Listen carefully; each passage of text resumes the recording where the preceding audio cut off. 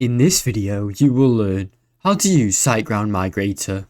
First, install the Siteground Migrator plugin. Go to the original WordPress site, the one you're moving. In the dashboard, navigate to Plugins, then click Add New. Search for Siteground Migrator. Click and install it, then activate it. Get your Migrator token from Siteground. Log in to your Siteground account. Go to Websites and Site Tools for your site to be transferring to. Click WordPress Migrator in the left menu.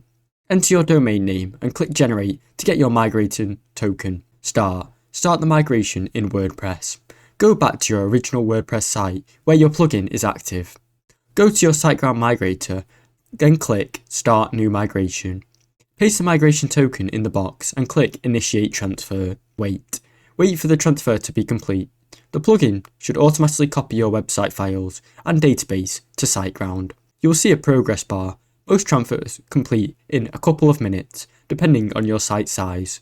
Check your new site on Siteground. Once done, you'll get a successful message. Log in to your new WordPress dashboard on Siteground and check your site. Make sure everything looks good. Finally, update DNS if it is needed.